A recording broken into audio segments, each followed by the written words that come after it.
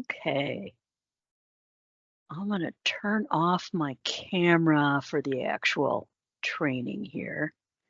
Thanks everyone for joining us today. This is virtual training on floodplain violations and enforcement. It is our first time giving this training, so it'll be interesting to see what people think is helpful as we go through today's training. I'm Ceil Strauss. I'm the state floodplain manager for Minnesota. And Gary Bennett, who's my assistant, will be helping us with watching what's going on in the chat. And if people leave themselves off mute by mistake, he'll be trying to help watch those. But I'm going to go ahead and get started. We are talking about floodplain violations and enforcement. And in general, we'll be talking about what are those state and federal minimums, what kind of steps do communities typically take to make sure that they're meeting those requirements, that they're properly enforcing their ordinance and the permits that they issue, and talking about different kinds of violations and the kinds of steps you might take for those violations. What impacts are there for the community if you don't enforce things and there are violations found in your community?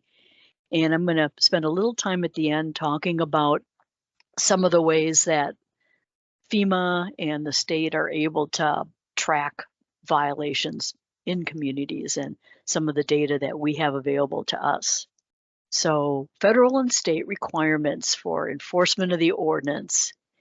And a reminder that floodplain, unlike shoreland and some of our other state programs that have a lot of similarities, that the floodplain program does have the federal requirements. And so we'll refer to 44 Code of Federal Regulations or 44 CFR for many of the federal requirements. And they actually define the term violation. Say it's the failure of a structure or other development to be fully compliant with the community's floodplain management regulations. And I highlighted that as a different color because it's not just meeting the federal regulations, but whatever is in your community ordinance is the law in your community. So a structure or other development without the elevation certificate or other certifications or other evidence that they're in compliance are presumed to be in violation until shown otherwise.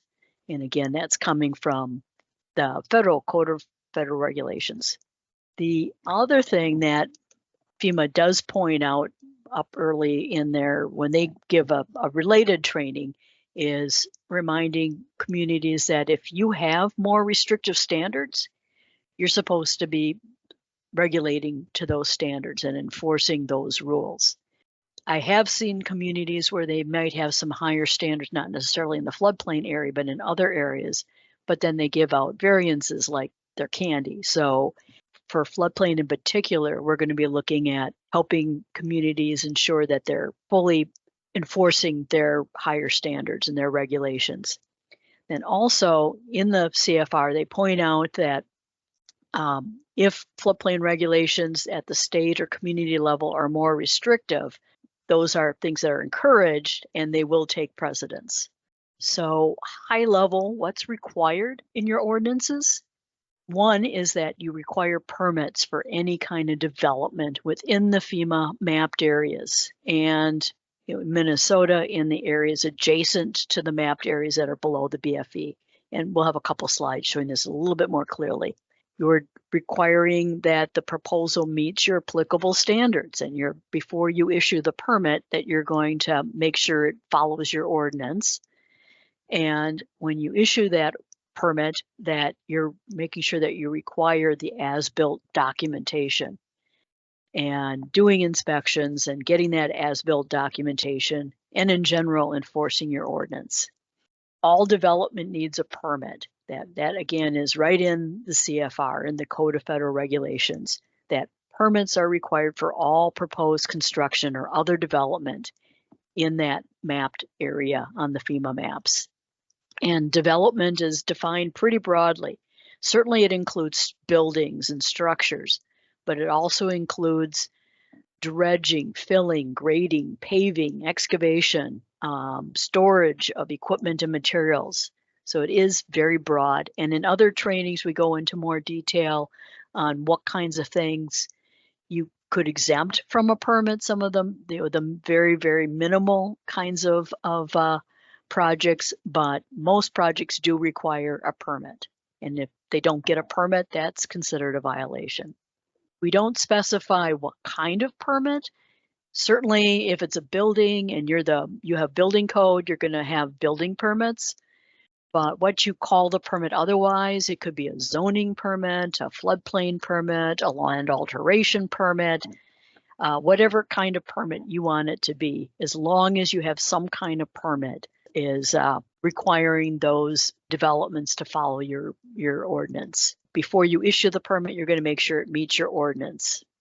The other thing is that's in both the federal and state requirements is that it's mandatory that you maintain a record that shows the development meets your ordinance and meets the permit that you issued. And that's in this part of the Code of Federal Regulations, that communities must maintain a record of the lowest floor relative to the base flood elevation for all new and substantially improved structures.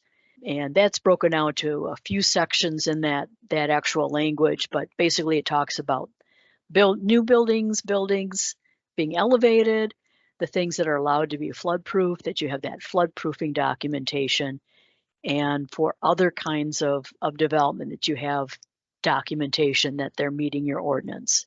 And that is something that FEMA emphasizes in their trainings, that you need to retain those records indefinitely. It's not like taxes where you're expected to keep it for 7 years. But as long as those buildings are existing in your community, you should have the records. So even if it's been 20, 30 years. And in the Minnesota rules, and again, the Minnesota rules came out in 1970, so they've been around for over 50 years. We have similar wording that you must get the compliance information for any permitted buildings or development. Now, in our state statute, we talk about that being provided by a registered professional engineer, a land surveyor, or other qualified person designated by the local governing body. And that's to give local units of government a little bit of flexibility depending on what kind of development it is. If it's a shed versus other things, or giving a little bit more if you've got qualified folks that know how to do an elevation documentation, that they don't necessarily have to be a professional engineer or licensed land surveyor, but giving you a little bit of flexibility. In terms of the ordinance that the communities adopt, we do go through and have a checklist of things that need to be in there. And in terms of it being an acceptable ordinance from FEMA, they have a couple of legal things in here about that. If there's differences in your ordinance, that you're going to go with whichever is the more restrictive. That you've got the wording about severability, that if for some reason some part of your ordinance is not held up in court, that it doesn't impact the rest of the ordinance, in particular your floodplain regulations. And then FEMA wants to see adequate enforcement provisions. So when we look at your draft ordinances, we're looking at making sure that you've got those enforcement provisions in your ordinance. And we do have models in our model ordinance. The other thing is that we work with communities to make sure that those ordinances are properly adopted. FEMA talks about that you've got to have an ordinance that is effective. And Minnesota statutes, we've got a few additional steps that some other states don't have to take. So it is required that you've got the notice of the public hearing at least 10 days before, and that you then hold that public hearing. And before the community adopts, officially you're supposed to have approval from DNR. Usually that's in the format of a conditional approval, because our condition is that you officially adopt it and you run the publication that you're required to run. You adopt the ordinance, and then statute also requires that you either run the full ordinance or a summary. And we do normally recommend just doing the summary because it's a whole lot cheaper to run that in your paper. And then we give the DNR final approval for ordinances. So what are some things that you can do along the way as you're processing proposals for development in the floodplain? So here's the typical process. You're going to look at, is it in the floodplain? What district is it? Does it meet your ordinance? And then later doing the inspections and getting that as-built documentation. Just a quick reminder, and we go into this in more detail in our other trainings, but here's an older map that shows the FEMA floodplain. Sometimes it'll show the floodway versus flood fringe. It's an older map, and here's a newer map showing the floodway versus the flood fringe. We do regulate that 100-year or the 1% annual chance area, and that's what we're looking at on those FEMA maps, but they also show 500-year if that's available. And we have some of this other data available, but for floodplain in your ordinance, you're regulating the 100-year unless you're one of the communities that has a higher standard and you're regulating the 500-year. Again, this is something we talk about more in our other basic trainings, but some synonymous terms we use, that 1% annual chance flood, the 100-year flood, which we try to get away from because people have a tendency to think that once they've had a big flood, they're good for another 99 years, and that's not the way it works. FEMA, we'll call it a base flood elevation. I think I've already used that term once here today, but that's basically synonymous. In state law, we refer to it as regional flood. And when you're talking about lending and insurance, they usually refer to that as the special flood hazard area, or a more overall term is the high flood risk area. And in terms of what part, when you're looking at, is it in the floodplain? It specifies in your ordinance and consistent with federal regulations that you're regulating whatever's mapped by FEMA. But in state law, we also have language that says if there's area below the BFE adjacent to the FEMA mapped area, that's also regulated by your ordinance, your floodplain ordinance. So here's an example where you know the building's really high, but it's on the FEMA map, so you're going to regulate that. Probably not too hard for them to meet that because they're way above the flood elevation in this example.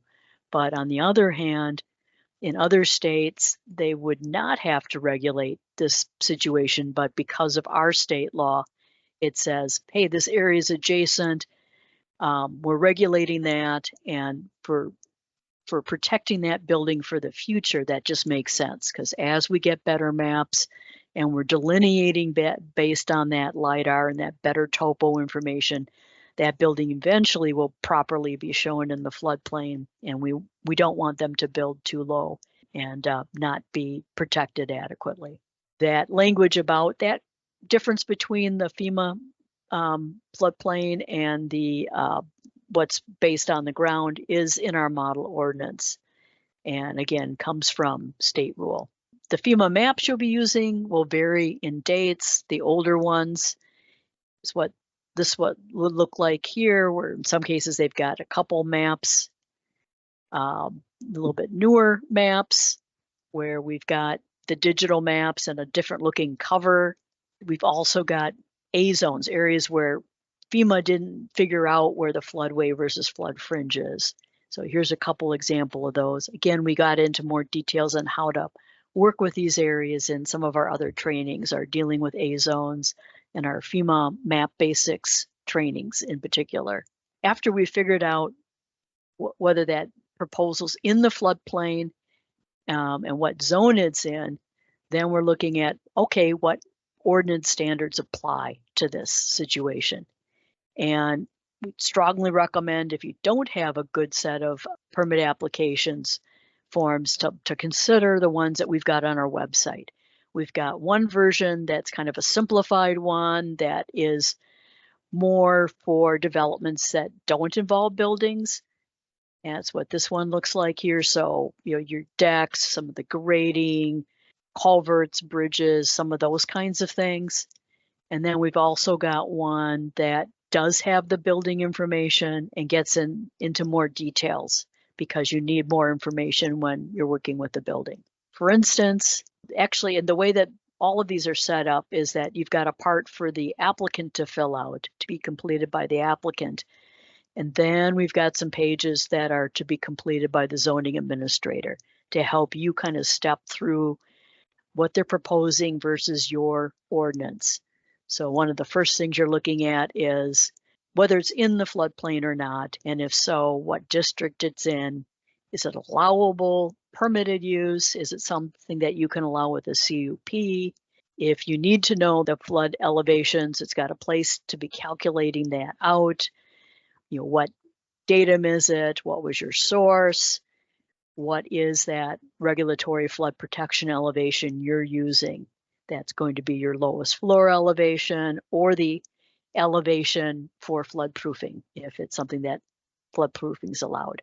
These are things you do need for sure for buildings, and then for other kinds of structures that you need to show that they're flood proofed. And that can include things like solar structures or decks or other kinds of structures that don't have walls and a roof. Again, on our application form, a sample application form in the part for those zoning administrators, we've got another section where we look for the buildings, where we look at, okay, this is what's required. These are the elevations we've calculated for this site. And then you can look at what they're proposing in their plans and verify it meets that before you issue their permit. The other part that's right below that in our sample form is, yes or no, are proposed elevations meeting what your ordinance requires at that location?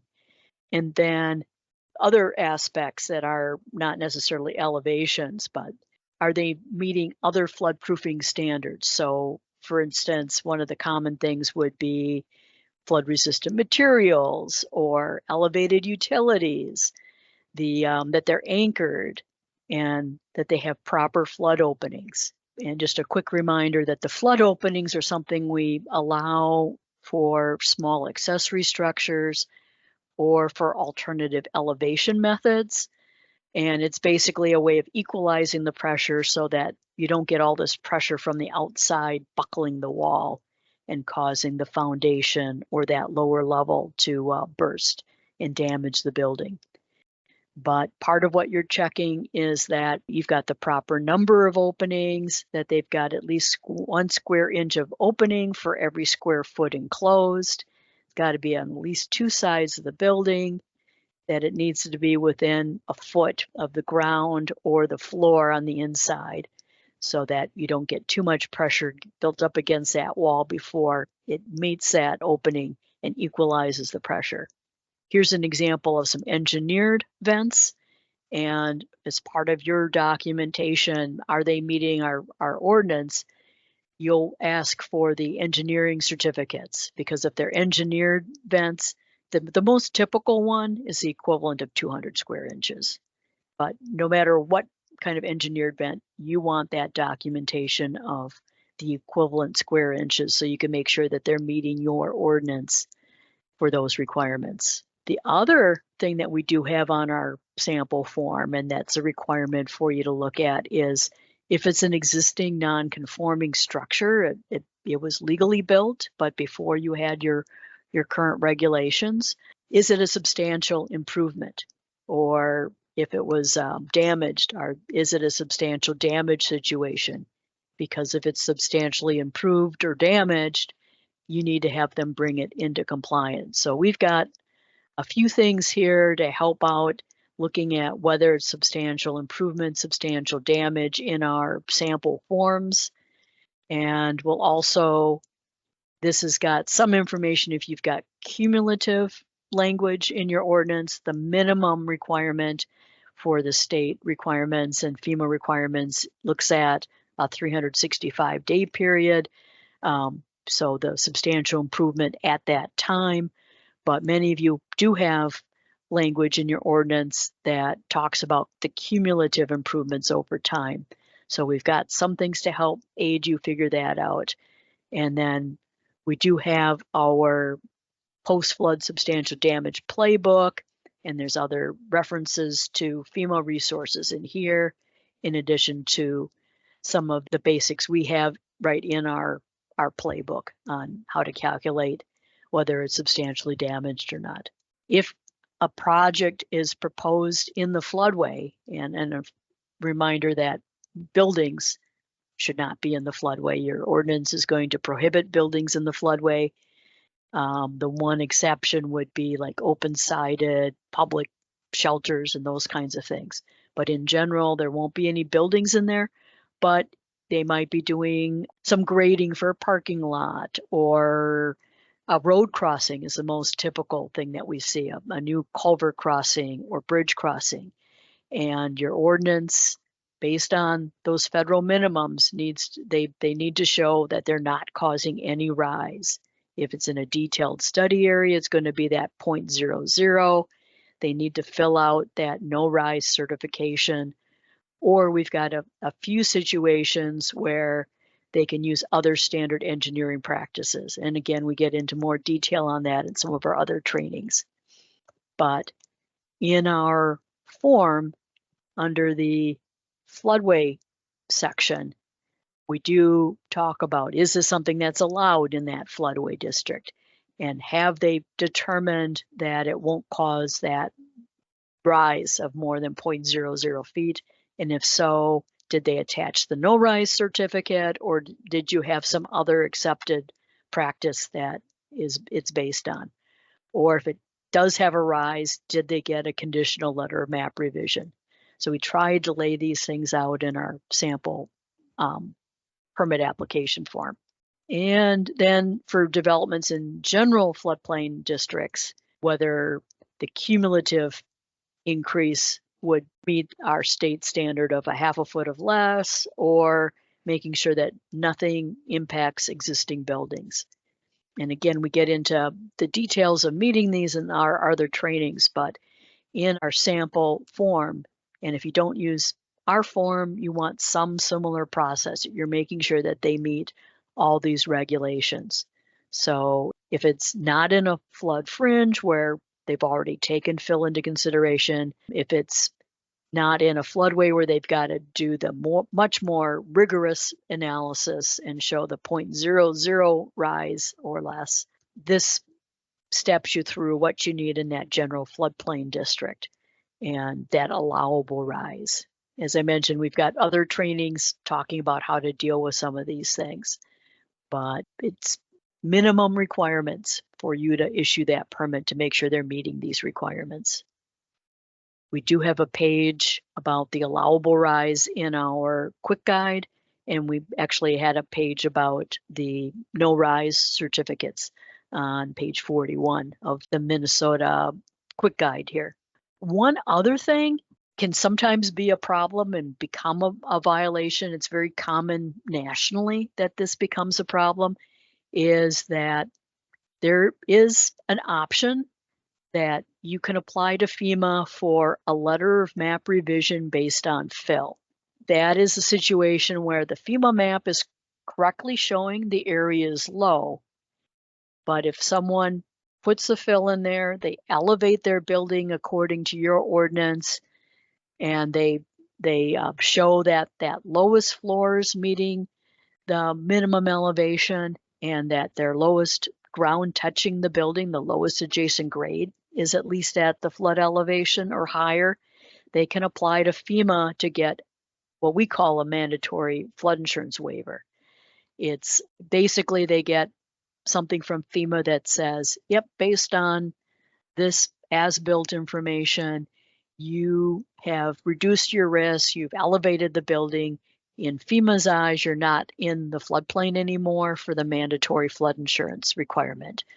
But part of that process is that the community must fill out a community acknowledgement form, And when you're signing that form, you are vouching that the lowest floor elevation meets, or if it's a conditional LOMR-F, it's a LOMR-F, that it will meet your regulatory flood protection elevation. You're vouching it meets your ordinance requirements, and that the lowest adjacent grade will be above the base flood elevation, or meeting your requirement if that's higher. And again, you're meeting the minimum elevation, even if they're getting that LOMR-F for a whole lot or a portion of the lot. And sometimes people think, hey, I'll get a LOMR-F for the lot, and then the rules don't apply to me. That is not the case. And when you're signing that as a local official, you're vouching that whatever gets built on that lot or that portion of the lot that they're getting the LOMR-F, that they will be meeting your ordinance when they build in the future. And this has been more of a compliance issue since 2001, that FEMA changed their MT1 form. This is the form that you fill out to get a letter of map revision based on fill. And in the version of the MT1, the form you use to apply for a LOMR-F, they used to ask for lowest floor elevation in addition to the lowest adjacent grade. There it is.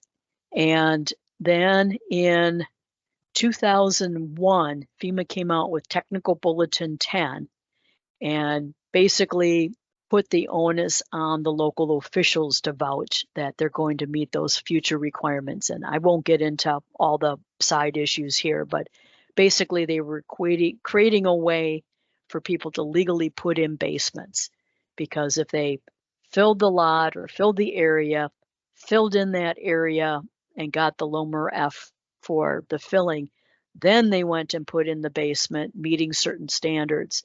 FEMA didn't consider a basement for their regulations, from their regulatory standpoint. It's important to remember that in Minnesota, that basement option is only allowed in a few communities where they've got it in their ordinance. We do also have a few communities with basement exceptions in the Red River Valley. But unless you've got extra language in your ordinance, that's not an option. So on the official forms now, they don't ask for lowest floor elevation.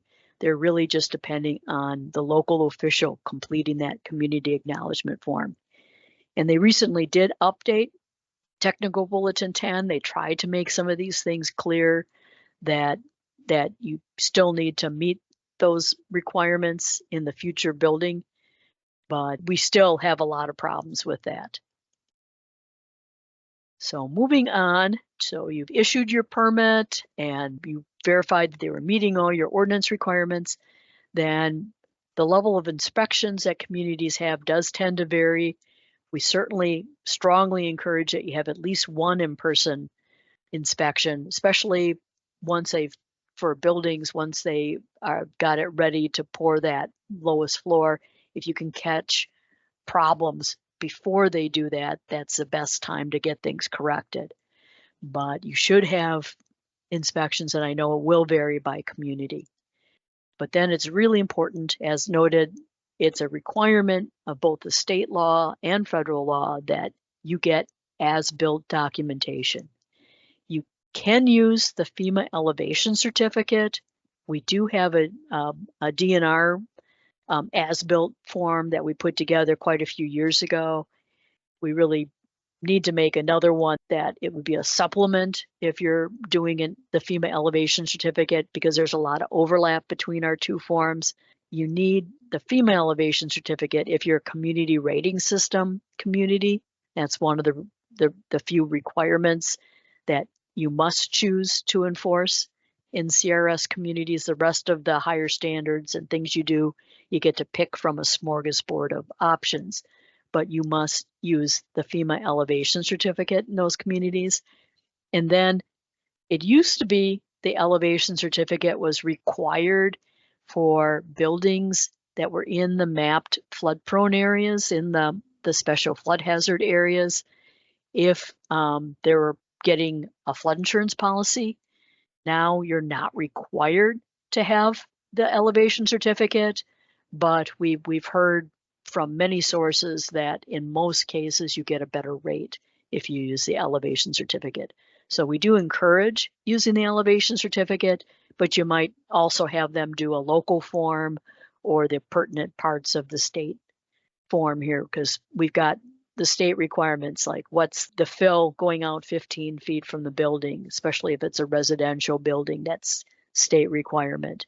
Many of you have low access, higher standards in your ordinance, so you need some way to document that that was meeting it, and some of those kinds of things. The other thing I wanted to mention is that there are situations where lidar is going to be good enough information. And I did an article about this. There it is, in December 21. I did do a Water Talk article talking about those couple main scenarios. But like in this example, and unfortunately, we still have quite a few counties where the official map, if you overlay it with the lidar, you can see that that boundary is clearly off, and it's showing buildings that are really high as being in the floodplain. So this is an example where you can see that the proposed footprint is 30 feet above the base flood elevation. So this is a place where even if they put in a 10-foot basement, that you know that they're still going to meet your minimum regulatory flood protection elevation for that site. So that's a place where you could definitely use lidar as your documentation that they're high enough. And in general, we're saying it shouldn't be a place where it's a close call, but at a minimum that the 2-foot contour below that building footprint is at least a foot above the flood elevation, because the lidar is not perfect. Plus or minus half a contour, plus or minus 1 foot is what FEMA has accepted for letters of map amendments and things like that. So that's the guidance we would give for being able to use that for using lidar instead of requiring that they get a survey done. And again, if it's poor FEMA maps and they're showing the site is much higher than the flood elevation, that's be a good place where you could use it.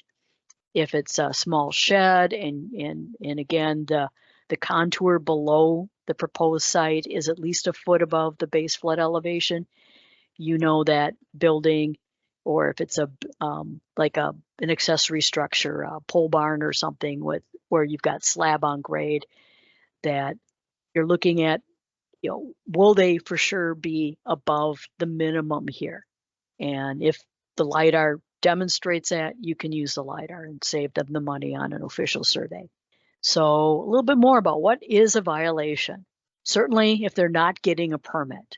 And what can you do about that? Well, you can require an after the fact permit, and most communities are going to have a higher fee if it's an after the fact. It's very typical for it to be double the regular fee. If they start work before that permit's been issued, maybe they've applied for a permit, but you haven't actually issued it yet, you can advise them to stop. And if they don't stop immediately, you can get into formal stop work orders. If they're not building in compliance with their permit, same thing here, advise them to correct it, bring it to their attention, might need to go to the formal stop work order. And sometimes you need to get court action. If you've got building code, you can withhold that certificate of occupancy if they're not building it properly, and say, you know, we're not giving you your certificate of occupancy until it's brought into compliance. Or if they haven't submitted any as-built documentation, again, if you've got building code, you can withhold that certificate of occupancy.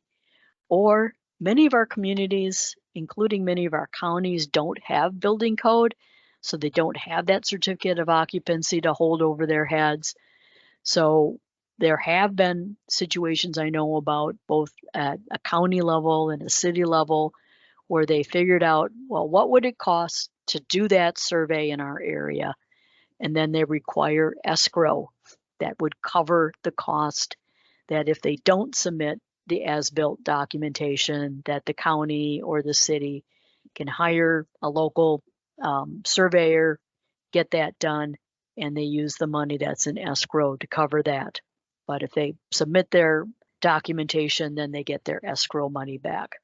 So kind of an order of things that you might look at for enforcement would be sometimes right away, if you're giving them the verbal or email reminders, and then they take action right away. A lot of times you will want to send out a formal letter at the same time, depending on how willing that person is to work with you and the timeliness of getting that information out. You can require that after the fact permit, and as I mentioned, it's common to have that be a higher fee because you certainly want to discourage people asking for forgiveness afterwards. You want them getting those permits up front and verifying up front that they're meeting your ordinance. Communities have the option to get stop work orders, and as I mentioned, withholding that certificate of occupancy or the escrow. And court action. You've got the legal options. Usually that's going to be more of a last resort, and it really depends on the legal things that you've got as an option. And I'm seeing, Roxanne mentioning that they've gone as far as issuing citations for misdemeanor violations, and that's a good option if you have to use it. Most of the time you're going to try and work with people, but if you have to use the court system and look at those options, that is something you've got available to you at the local level.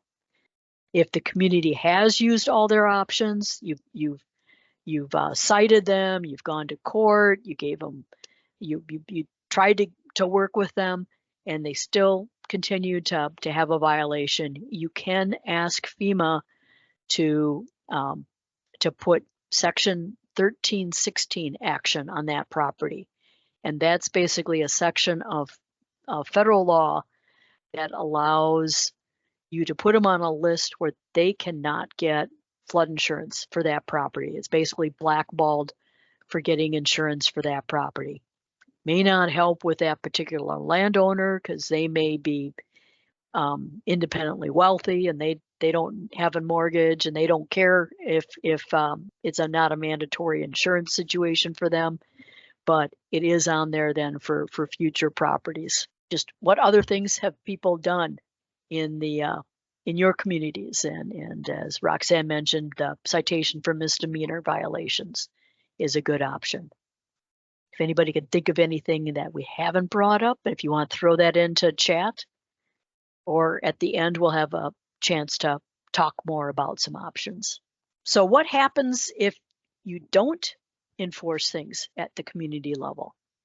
Well, one thing is that if DNR hears of issues or suspects issues, we're hearing things because the community is looking for help, or we've got citizens reporting things going on and things, it sounds like there may be violations, we can do an audit. The current audits that FEMA has are called a community assistance visit. They have something that is more of a friendly check-in. That's a community assistance contact.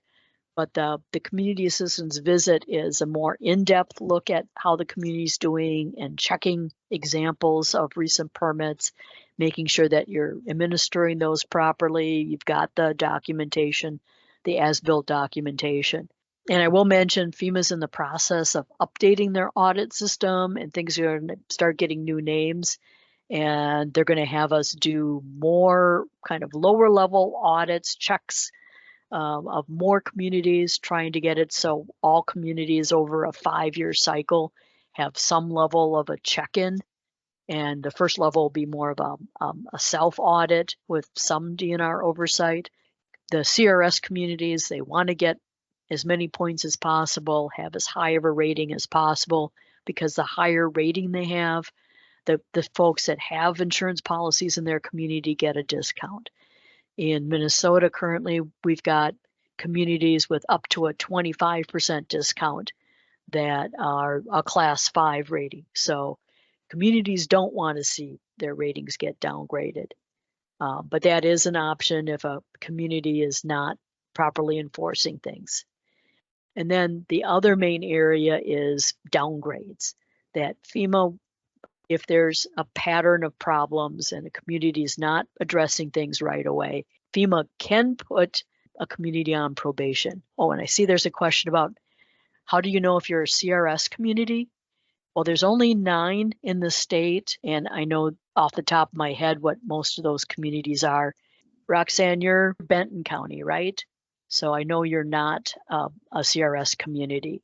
So like Moorhead, Austin, Mower County, Golden Valley, St. Louis Park, Lake St. Croix Beach, Montevideo, City of Carver. I think that's all of them. And that's something that if you are interested, that we'd be happy to work with you on that. And one of the first steps is actually getting a community assistance visit to show that you don't have any outstanding violations in your community. For communities that aren't CRS, for all the other communities, the first step FEMA would take would be putting you on probation. And that's where, as FEMA says, the community fails to adequately enforce floodplain management regulations, they can put them on probation, and there's a citation in the federal regs. The main implication is that anybody who has a flood insurance policy in that community is going to have a $50 surcharge. So the probation is not as serious, but then once a community is on probation, if they continue to not address outstanding issues, if they're not properly administering their ordinance, then FEMA can suspend a community. The other way a community will get suspended is if you have new maps coming, you get the 6-month warning letter, the letter of final determination saying there's going to be new maps in 6 months, you must update your ordinance. If you don't update your ordinance by that date, you can also be suspended. You will also be suspended if you don't have your ordinance updated by that effective date. And that's something that happens automatically. For suspending a community because they've got patterns of inadequate enforcement, we really try hard to work with communities to get things fixed. We'd much rather have a community bring things into conformance and do the administration properly. It's not doing any good for citizens in a community if a community just stops enforcing and they're not protecting their citizens with their future development. But if you are suspended, then no flood insurance policies can be issued and they can't renew any policies within that community. There's definitely some cost share grants that communities like to take advantage of that wouldn't be available. And some of the post-disaster assistance, like if we had a really big flood and had individual assistance declared, then that would not be available in those communities. We have had one county that was suspended for quite a while, and in the end, they got back into the program when their emergency manager or police, the fire chief or somebody like that wanted a grant for some new equipment, and they couldn't get it because the county was not in NFIP. So that county zoning administrator had to do a lot of work to get them back in the program, but they did it, and they've stayed in the program since. Yep, and I see Gary's putting a link to the community status book, and that does also on the right columns in the community status book note the rating and what the discounts are in the communities that are in the community rating system. I mentioned that there are some ways that FEMA and DNR keep track of potential violations. And as I mentioned, the audits are one way we find about those. And I mentioned that there's going to be some changes coming to FEMA's audit process over the next few years. But another way that they get identified is someone applies for a letter of map amendment or a letter of map revision based on fill, or an actual change to the maps, a letter of map revision. And when the FEMA reviewers are looking at that, if they see what they think is a potential violation, they kick it to FEMA headquarters. FEMA headquarters looks at it, and if they think there's a potential violation, they write a formal letter to the city. Usually it's addressed to the mayor or your county board chair. DNR gets looped in sometimes right away, sometimes more after the fact, but we work with the communities. Those ones they know about because the formal letter does go to the community. The other thing we've started doing, I mentioned the issues with LOMR-Fs and people thinking that they can just fill and then they can do whatever they want there. Gary, actually, when we get our monthly batch of LOMAs and LOMR-Fs, we look at the application information for those cases to make sure that we can verify the lowest floors are at the right elevation. And if we can't tell that, we reach out to the community and ask for those as-built elevations to make and remind communities if they haven't built yet, if it was a conditional letter of map revision or it was for a lot, reminding communities that they need to meet those requirements. Mentioned the community rating system. They have an annual review of their elevation certificates. I mentioned that they're required to use elevation certificates for new construction and substantial improvements and those kinds of things. So if when they're doing that review, they see problems, it kicks them into putting that into the system that they've got potential violations. And then before the current rating system, if someone was applying for flood insurance, they were a post-firm building. So they were a newer building. They were built since there were FEMA maps and regulations. Then they would look at what's the lowest floor? Is it above the base flood elevation? And since you were required to submit an elevation certificate, if you were in the mapped area to get flood insurance in the past, they had a long list of those properties that they found were minus rated, where the lowest floor was too low. It was below the flood elevation. So they aren't doing that anymore because they don't require elevation certificates and they rate things differently now. But FEMA still has all that data from April of 21 and earlier, and that's in their system.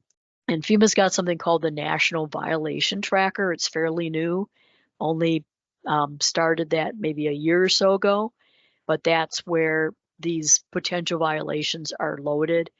FEMA loads them there. At the state level, we can update things there and put new ones in there.